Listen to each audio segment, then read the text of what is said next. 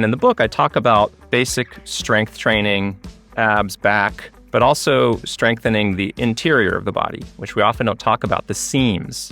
It turns out that's extremely important. It turns out that's why Tom Brady was such a great quarterback for so long, because he focused on the seams. He wasn't the strongest guy. He did all sorts of resistance training that strengthened the ability for the connection points to be more solid, but also flexible.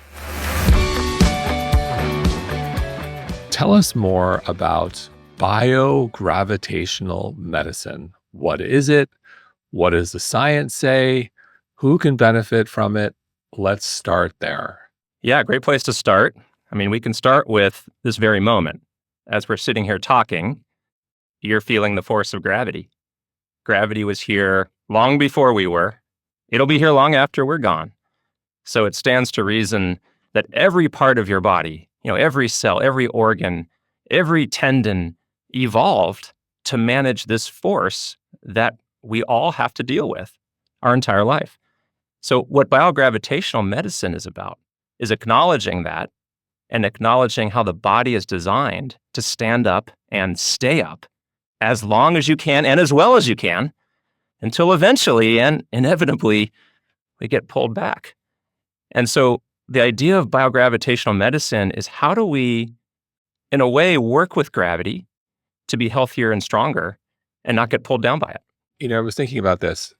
I was trying to connect the dots, and I couldn't help but think of, for those who go to the gym and are active and they get older, things start to sag a little bit. The butt starts to disappear. Gravity. That's the only time I've heard the word. The skin, your muscles, the butt. The gravity starts to pull things a little bit down. But this is much bigger than, a saggy butt that many of us are facing in midlife and doing everything we can to avoid that. Yeah, it's much more than that. Not only does it pull down our body, but it also can pull down our mind. Literally, there's this notion of mental gravity too, which is the idea that when we're depressed, just think about the language that we use. Depressed is down. High is up. There is an intrinsic verticality to our nervous system. It comes out in our language even. When I feel sad and down or depressed even, it's almost like there's too much gravity pulling on you. You can't get up out of bed. You're exhausted. You're slumped over, shoulders curled forward, looking down at the ground.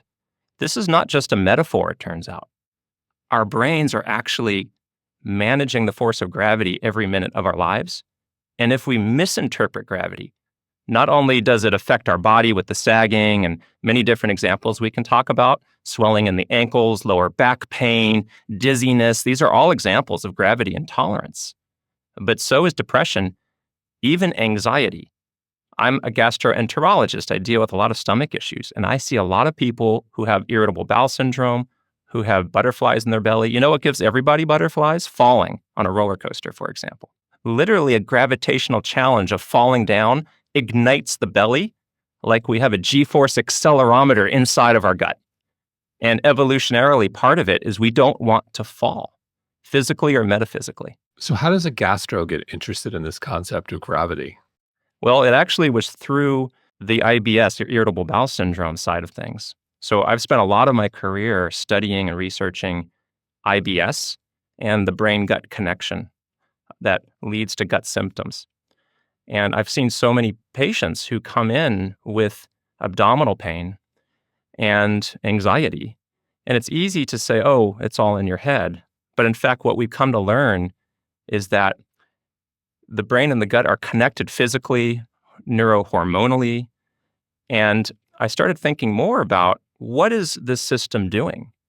And realized in part, it's helping us manage gravity through the vagus nerve, through the microbiome, through serotonin. We can talk about all these things. And I ended up writing a paper about this that got published in the peer-reviewed literature called Gravity and the Gut. And in that paper, I laid out all the many different ways that gravity affects our digestion and our neurodigestion. And I ended up hearing from hundreds of patients around the world after I published that, who said, this makes so much sense. And they gave all sorts of examples we can maybe get into about how this resonated with their felt experience. Then I realized this is about much more than the gut. It's about every single body system. So that's the book that I've just written is about all of that. Yeah, and the book is fascinating. Uh, let's spend more time. I've heard language, I've heard posture. I think intuitively that's going to make a lot of sense for people listening. Like, okay, posture, I start pumping, language up versus down. Okay, makes sense. Then you say IBS, and I'm like, okay, tell me more. So, what specifically, as it relates to gravity, did you learn for patients suffering from IBS? Well, here's a really concrete example.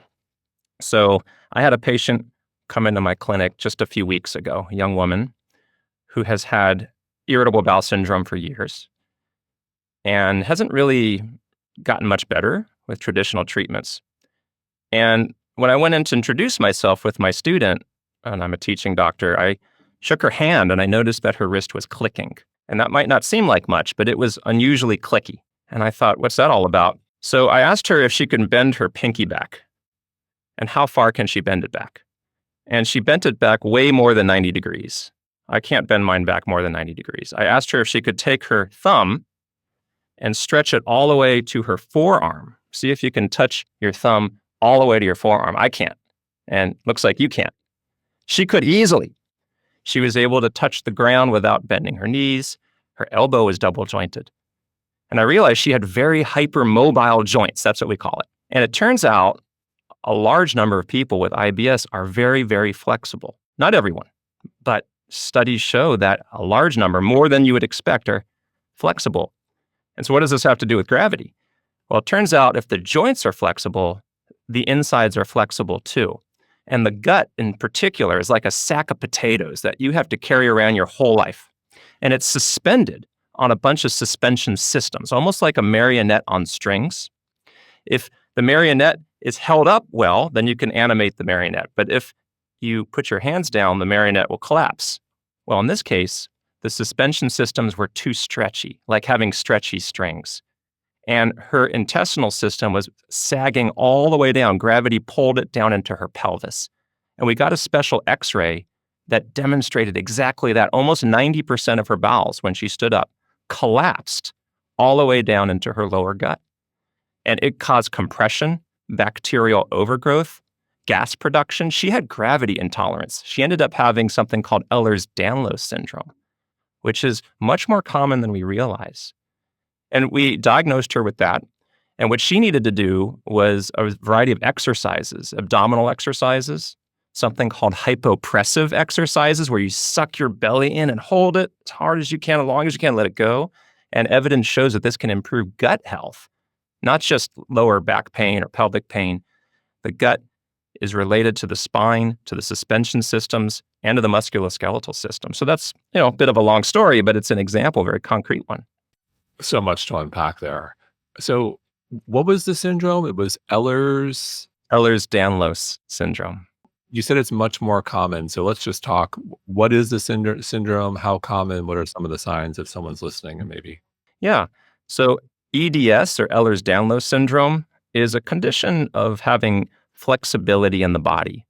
And it turns out there's different levels of flexibility. I'm not terribly flexible. And it doesn't look like your at least hands are terribly flexible either. Some people are very flexible. That's normal. But when it gets to the point where it's so flexible that you dislocate your joints or your gut collapses into your pelvis, that's now becoming much more significant. Now, Ehlers-Danlos is the most extreme version of that. But it turns out there's a lot of forms of that don't quite meet the definition of EDS, but are marked by very mobile joints.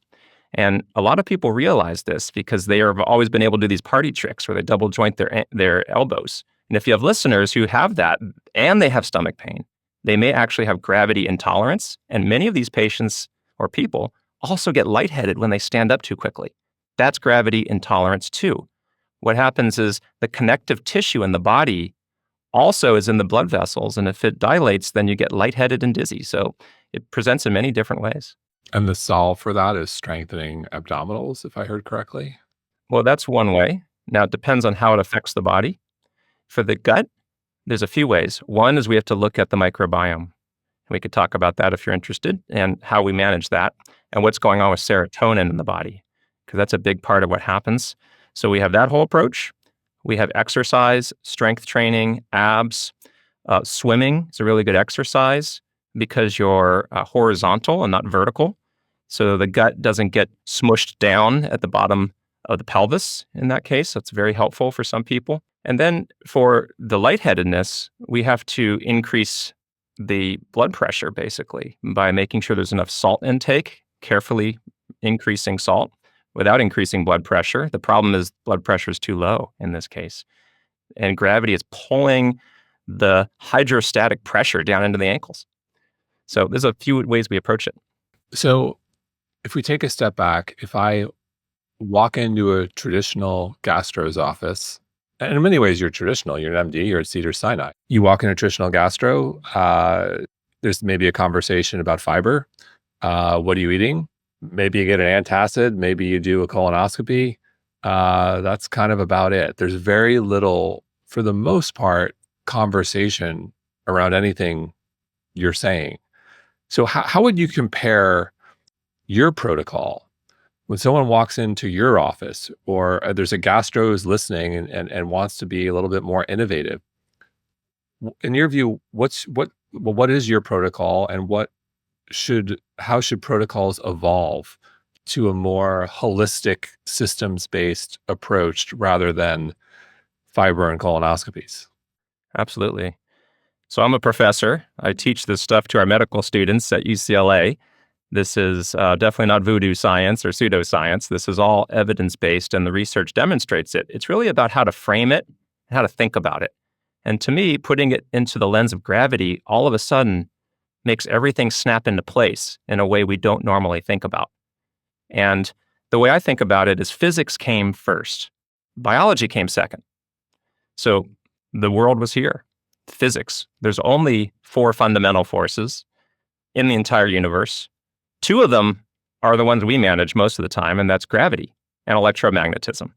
And this sounds kind of like voodoo crazy stuff, but that's the reality. That's what we have to manage. Our body is a sense-making machine that takes in the physics of our world and encodes it into data, almost like a computer compresses data more and more to the point where we have a narrative in our mind's eye of how to engage with this world. We are physics converting machines that are biological. And when we look at it that way, all sorts of things come into view. And biogravitational medicine is doing what we already do or know what we should be doing, but reframing it through this very fundamental way of thinking about health. And so someone comes in, they say, I have IBS, maybe I'm not having regular bowel movements, whether it's, too frequent or not enough. What are the questions you ask? What should people ask themselves beyond I think I'm just mentioning fiber. Fiber is like very much on trend right now. We're not eating enough fiber. Fiber is so critical. But from what I'm hearing, it's much bigger than that. I haven't heard you say fiber once. Fiber's fine. And we can talk about fiber, and I'll explain how I think it fits into this story. But, I just sort of talked about this sort of theoretical physics story, but what is the pragmatics of this? Okay, so somebody comes into my clinic and they have abdominal pain. Well, first thing I'm going to do is I'm going to stretch back their pinky. I'm going to stretch their thumb, just like we talked about. I'm going to screen for hypermobility of the joints, which almost nobody does, but should be done routinely. So that's the first easy thing. I'll ask them, do you have back pain? Which isn't something a GI doctor often asks about. We're always focused on the front. But the back, the spine, is like a chassis that holds everything up. If you have a strong back, both the actual vertebral column, but also the anti-gravity muscles on either side of the back, you stand up straight or sit up straight, what that does physically is it opens up your abdominal cavity. The diaphragm comes up. We have a ceiling tack, in a way, on the top of this abdominal cavity that suspends this, kind of sack of potatoes, and it opens everything up. Whereas if you're leaning forward, then it compresses the abdominal space over time, and it can lead to stagnation. This has been shown repeatedly in studies. There's nothing mysterious about it. So I hear so many patients with IBS who have back pain. And I think, boy, you know what we need to do? Maybe we should work on strengthening your abdominal cavity. the abs, the back. And there's repeated studies that show that's among the most effective ways to manage IBS is to strengthen the body. Is more specifically lower back. Yeah, the lower back, pelvis, and abs. Yeah. So that's just another example of just basic physics. So what else? What are the other things you have people go through? So the next is the microbiome. So we've talked about a couple examples. One is some hypermobility where you have stretchiness in the suspension cables on the inside. Another is the back is weak, for example.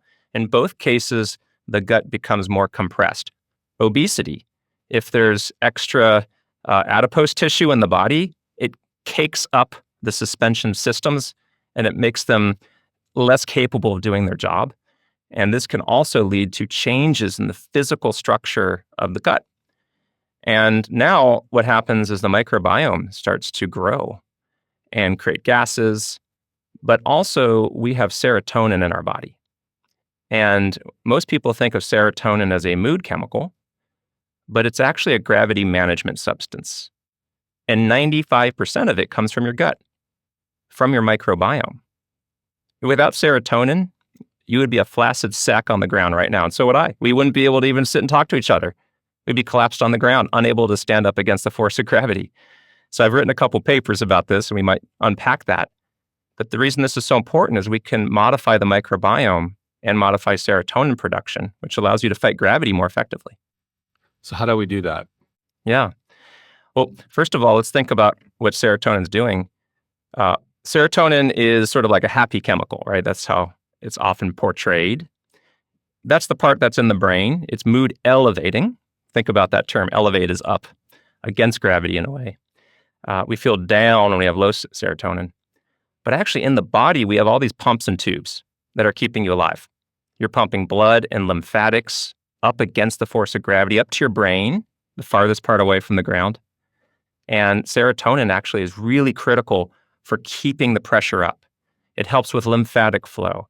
It helps you digest food no matter what position your gut is in. It does all sorts of things, including the baroreceptor reflex, which is the part that keeps you from passing out if you stand up too fast. All of that's serotonin.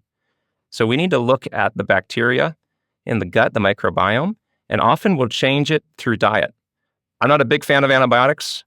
I don't think probiotics work so great from the evidence, but we can modify the diet, definitely reducing ultra processed foods. We can go into lots of details about this. What you're doing is you're changing your microbiome, which is changing serotonin production amongst many other metabolites, which can ultimately help you feel healthier, but it's through the mechanism of being stronger and fighting gravity, not just with your muscles and bones, but with your pumps and tubes also. So what testing do you like to assess the state of the microbiome? This is controversial, and there's a lot of debate in my field about this. Now, I happen to work at Cedars-Sinai, where a lot of the research came from. My colleague Mark Pimentel here is world famous for his work on breath testing. And so one thing we often do is we'll do breath testing, where it's called a lactulose hydrogen breath test or a glucose hydrogen breath test. And basically, you swallow some syrupy fluid, and then over the course of a few hours, you keep breathing into a machine, and we're going to measure the gases coming out of your breath, looking for methane or hydrogen sulfide. And depending upon the combination of gases, we can determine what type of overgrowth is occurring. It's not a perfect science, and there's some debate about it, but that is one of the most objective ways. You may have heard a lot about the biome and looking at the stool. That's really not ready for prime time. It's not something we do in our clinic, or most gastroenterologists don't do it. So it's a huge unknown right now, how best to do that. Breath testing is the closest we've got. Other times we might even go into the small intestine with an endoscope and take a sample and send that to the lab. It's quite unusual that we do that. So I wish I had a better answer for like the best ways to test. I appreciate your honesty. I hear the same thing all the time. The microbiome testing is interesting, but it's not quite, in your words, ready for prime time. It's not. And I've done numerous tests, and the results are kind of all over the place. Oh, okay. Really hard to interpret. Yeah, they are. And My doctor at some point said, what are we doing? I don't think this makes sense. Okay. Good doctor. Yes, he is. Dr. Frank Lipman. So how does one recognize they may have a gravity issue? Because I think a lot of people suffer, whether it's IBS or have had like some sort of gut issue, in the realm of IBS, maybe it's SIBO, maybe it's Candida. There's something off. And traditionally, we go, if you're, yeah, I think in more integrative functional medicine circles, you really go straight to diet. Like, let's talk fiber, all those things are important. But I think what's really interesting is you're talking about posture, you're talking about mobility. These are things that aren't exactly at the top of the list. Right. So the reason it's hard to unpack this efficiently is because gravity intolerance is almost everything. Everything from the inner ear not working and you're feeling off balance, panicky, anxious, to mental health, which again, we've touched on just a little bit today, to gut health, cardiovascular health, even your pulmonary system is managing gravity with every breath. It goes on and on. So, you know, how does somebody know they have gravity intolerance? It really depends on what symptoms they have. We've talked about a few today. We've been focusing on IBS. Some people, they get lightheaded very easily. We talked about that as another example. Low back pain is an example. Swelling in the ankles, that's an example of gravity intolerance. Feeling dizzy, feeling like the world's spinning on you, that's gravity intolerance. The inner ear is constantly keeping track of your relationship to gravity. That's why you haven't fallen over once since we've been talking. And nor have I, because we have this force, this planet that we're all on. We take it for granted. We're like a fish in water. The fish doesn't know it's in water, but it survives and thrives by moving through water. We survive and thrive by moving through gravity and hardly ever take a minute to think about it. But you're doing it every single second of your life, like right now. And for those who maybe don't have an intolerance, but maybe have an opportunity here, what are some of the things we should be doing in the same way? I've got my resistance training protocol or my VO2 max protocol. Like if I've got a gravity protocol, what are some of the things I should be doing to make sure I'm in the best place possible? Great. So I've developed a little quiz online to figure out what form of gravity intolerance might you have, if any. It's not a perfect, validated questionnaire, to be clear, but it's a general sense of what could I work on? And in the book, I talk about these three different forms of gravity intolerance. One of them is just your strength. I call this gravity fortitude. Basic strength training, abs, back, but also strengthening the interior of the body, which we often don't talk about, the seams. In anatomy class, we always talk about the organs, but we almost never talk about where they connect, where they touch, the in-between. It turns out that's extremely important. It turns out that's why Tom Brady was such a great quarterback for so long, because he focused on the seams. He wasn't the strongest guy. He did all sorts of resistance training that strengthened his inner gravity management, the ability for the connection points to be more solid, but also flexible, like a palm tree that sways in the wind but doesn't break. So that's one form of, and there's a few ways to test for that. Grip strength is one. How long can you hang from a hanging bar? That's another very good way to measure your gravity fortitude. And where are you right now? That's the whole first part. The second part is gravity sensing. How well do you sense gravity? So the inner ear is a good example of that. How long can you stand on one foot without falling over? That's a measure of gravity sensing, but also strength. Your proprioception, your relationship to the earth itself, it turns out that predicts your lifespan. As we get older, the longer you can stand on one foot without falling, the longer your survival on average. It's a sign that if you're managing this planet, you literally will live longer. So that's gravity sensing, and there's a whole bunch of other ways of looking at that. And then there's the mental gravity. How up or down are you? And it turns out there's an incredible theory from this guy Lachlan Kent in Australia around mental gravity. And so I've created an online little quiz on my website with the book that, and put in the show notes if it's helpful, that has a way to kind of go through that. And in the book itself, I go through all sorts of exercises and activities you can do depending on what form of gravity intolerance you're experiencing. We had recently the journalist Henry Abbott on, and Henry Abbott wrote about this performance lab in Santa Barbara where the world's best athletes go to assess essentially like their weak spots, their strengths, like every NBA player there. It's fascinating. And one of his main takeaways for us mere mortals is very much aligned with what I've just heard from you. In this, Henry's quote was, "Everyone who lifts weights should do yoga, and everyone who does yoga should lift weights." And this idea of you don't want too much strength or too much mobility, to your point, you want this blend. And that's where the magic happens, where longevity happens. Yes, it's at the seams. So we call this tensegrity. So that's a really interesting term.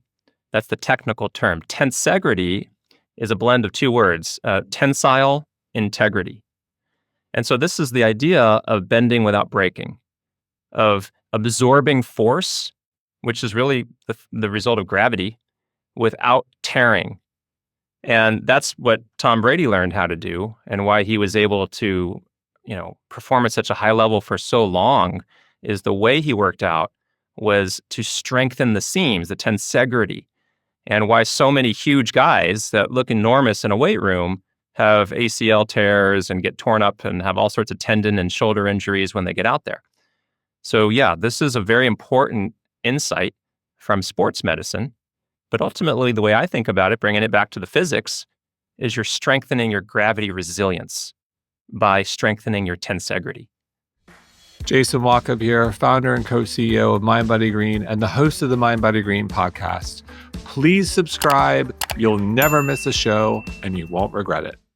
I think the concept transcends the physical, and I go to the mental. This idea of bending without breaking, that seems like a pretty good trait, or one I repeat a lot here as it relates to health. Strong beliefs loosely held. Yeah, mental resilience. So you think about, Alex Honnold, who is the rock climber who scaled or free soloed El Capitan. You may have heard his story, and he got all the way up the top of that incredible monolith without any ropes whatsoever. And you think, how in the world can a human do that without being scared out of their mind that they're going to fall and die? Well, he has tremendous mental gravity resilience, literally gravity, because if you let go, you're going to fall. Whereas somebody with acrophobia, fear of heights, even imagining being on the edge of the cliff makes their gut fire off. They feel like they're falling. I'll raise my hand. Fair enough, because we don't want to fall. There's a reason why so many people have gut feelings. There's a lot of reasons, but one is we don't want to fall.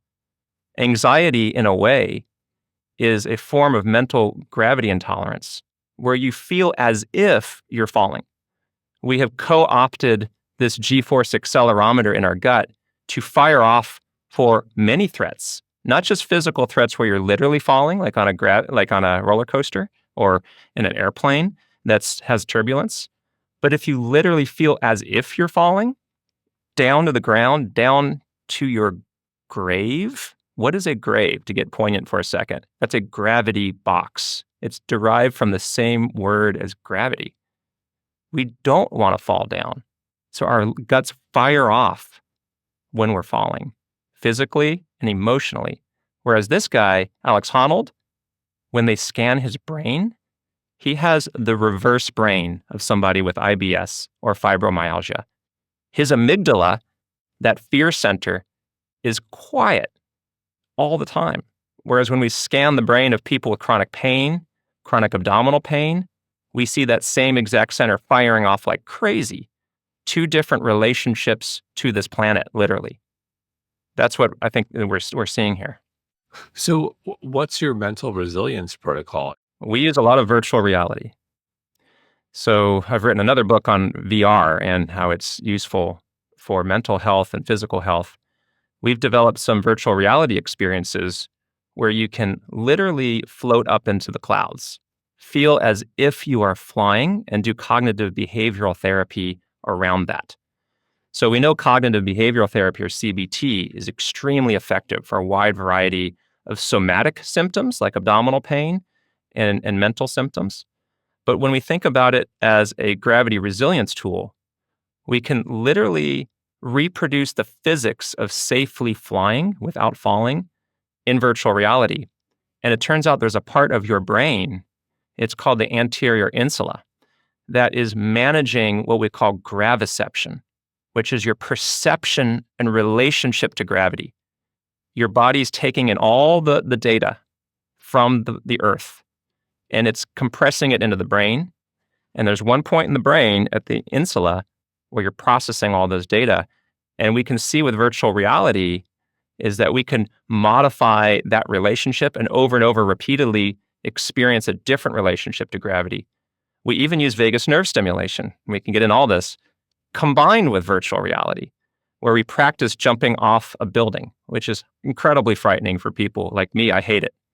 When I do it with vagus nerve stimulation simultaneously, I learn to control that gut feeling, right? That gut feeling that is a form of catastrophizing that I'm going to fall to my death. So we have to work on that very fundamental mental relationship to the planet. And this can help us if we're suffering from IBS. Yes. So we have an NIH-sponsored study right now where we're doing this with IBS. We're doing a randomized control trial of people with IBS, and they either get a special form of virtual reality using a form of cognitive behavioral therapy where you're immersed in this world versus usual care. And by the way, this is no substitute for humans. We still need we need human therapists. But by using VR, we can recreate environments that we can't do in an office. And that study is ongoing right now. We hopefully have some results in the next half a year or so. Well, you still looking for participants? We got some listeners. Yeah, well, we're almost done recruiting, which has been amazing because we recruited for that study faster than any study I've ever done.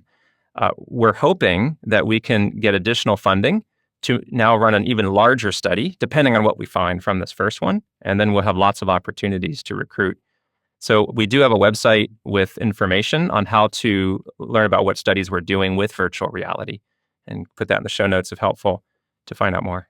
So there's been a lot of news around skyrocketing colon cancer with younger folks and just like overall gastric distress. And there's a lot of conversation. Yes, ultra processed foods, obesity, diabetes, we're getting younger, we're getting,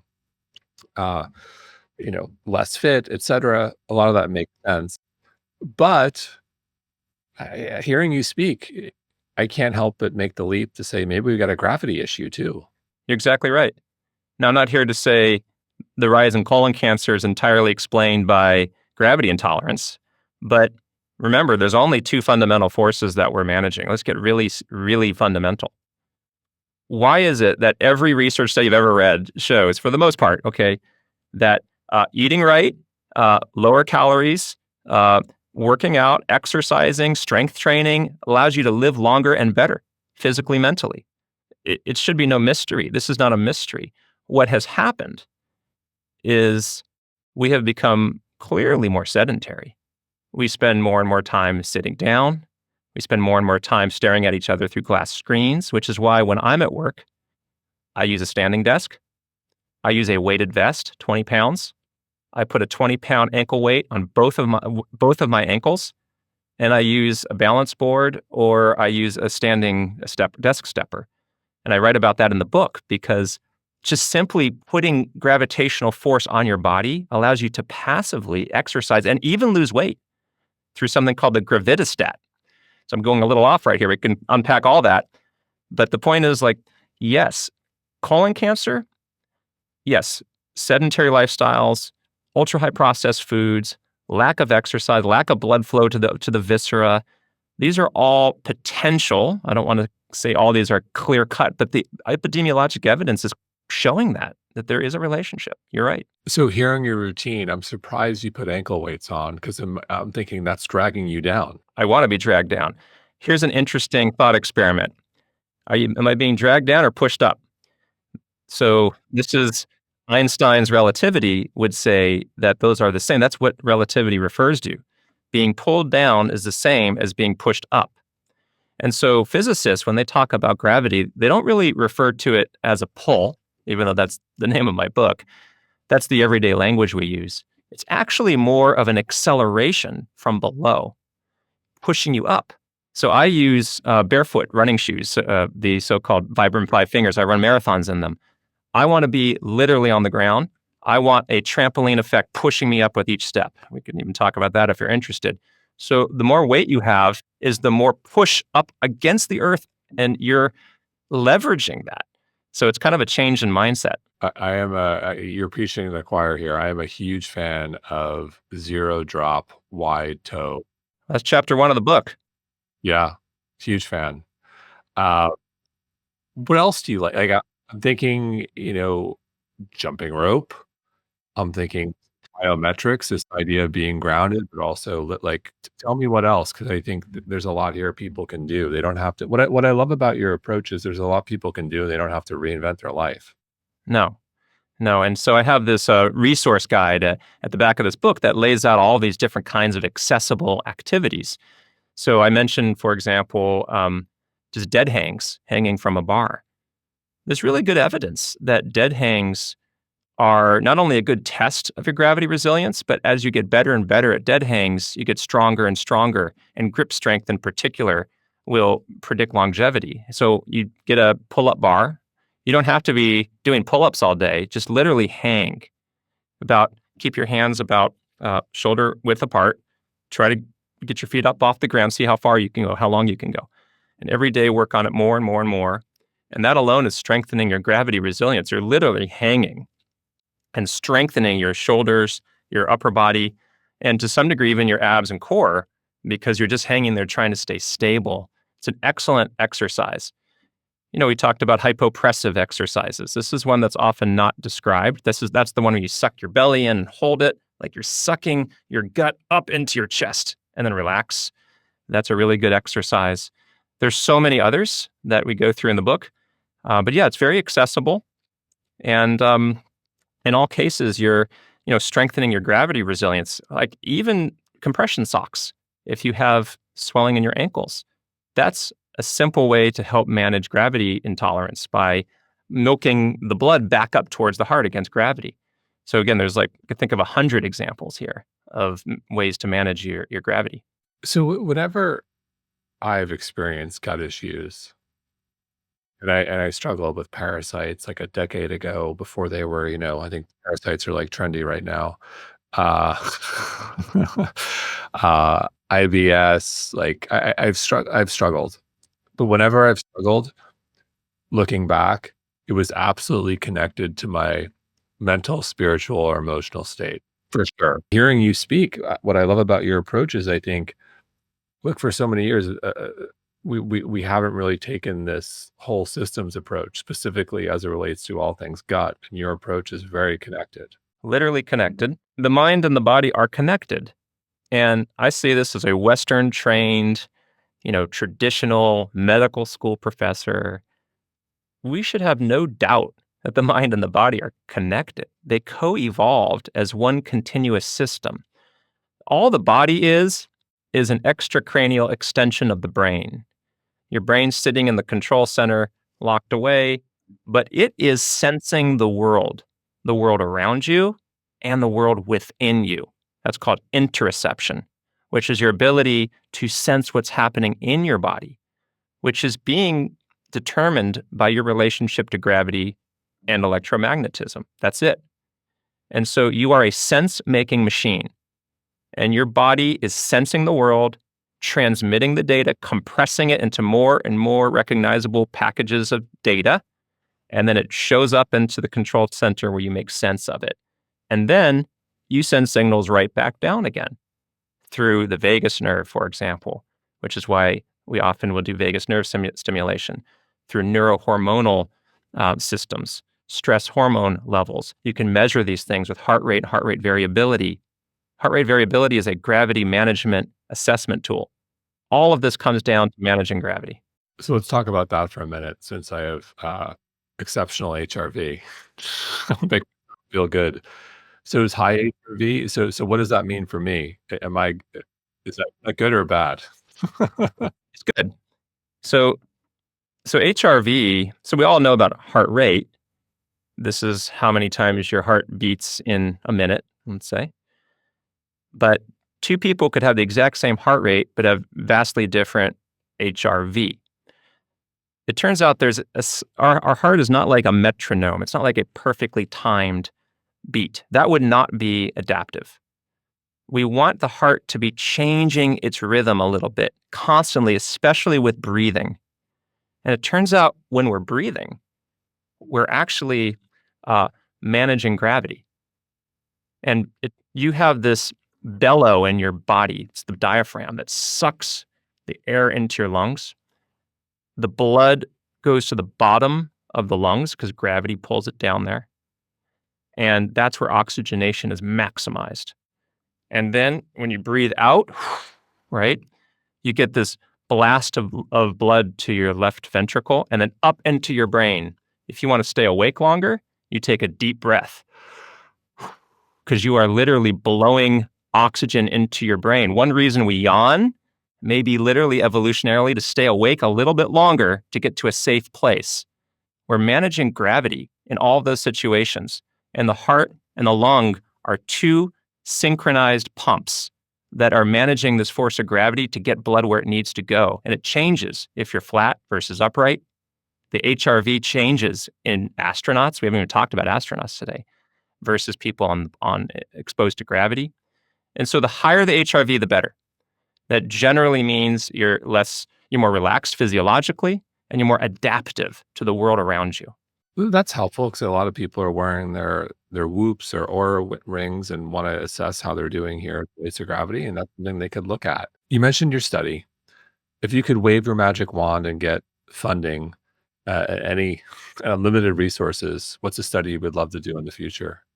Oh man, so many interesting studies that we need to do. I actually have this theory that your physiology on a roller coaster can predict all sorts of things about your future. If we were to literally measure your heart rate variability, your blood pressure, your sympathetic tone, your galvanic skin resistance on a roller coaster, we can probably predict a lot about your health.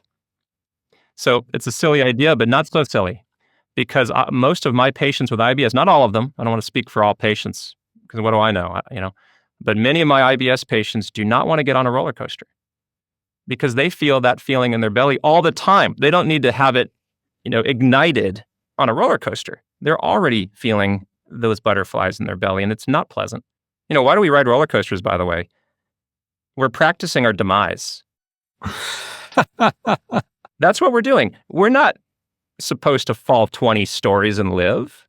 We do it because it's so exciting and we know we're safe, but we're experiencing the visceral prelude to our demise and practicing it. And it's exciting, but not for everybody and not for people who have gut feelings already.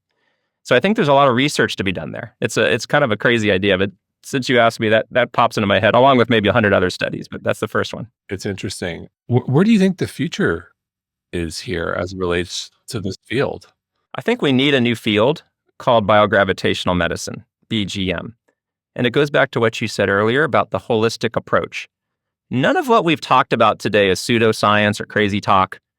All we're doing is taking what's already known about the human body and reframing it through this fundamental force of physics. And if we do it that way, imagine what it would be like to go to a BGM clinic. You wouldn't just have one doctor who thinks about one organ. You'd have a group of people that think holistically. There may be flotation tank therapy at this place, very effective. We might be using vagus nerve stimulation more regularly, or breath training, or virtual reality therapy, in addition to all the other traditional approaches that we use. But thinking more holistically, shaking somebody's hand and feeling if they have a click, pulling the finger back routinely, measuring orthostatic vital signs in everybody to see if their blood pressure drops when they stand up too quickly. All of this is stuff we should be doing, but we often do not. And in a BGM clinic, we would bring it all together along with these evidence-based therapies we've been talking about. Let's do it. I think there's a market for this. Absolutely. Yeah.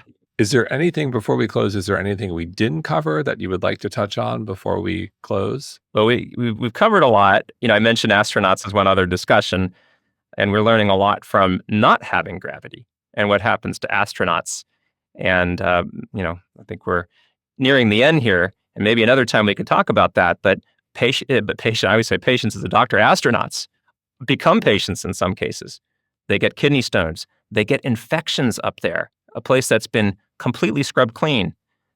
They get headaches, eye issues. They get gut issues, acid reflux.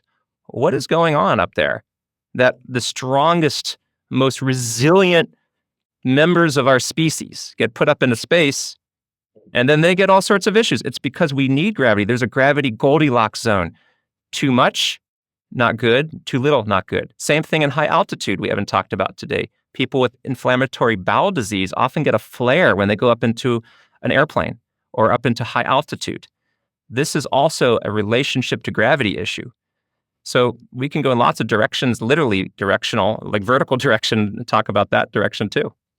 So just quickly on that, on the altitude, I think of places like Colorado. Yeah, I live in Miami. We're at zero altitude, sea level, maybe a whopping 10 feet.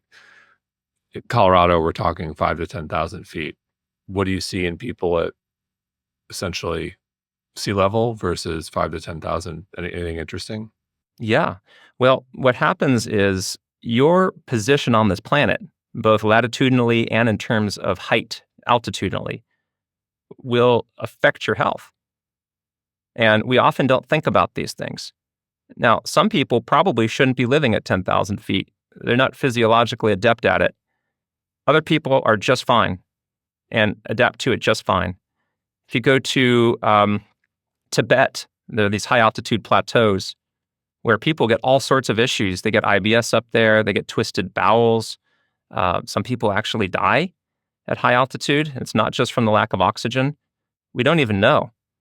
So there's this relationship between the physics of our world and our unique physiology and behavioral decisions that optimize our place on the planet. And there's very little research on this. Now, I'm not saying you shouldn't live in Colorado, but we do need to think more about how to optimize our body for where we are on the planet.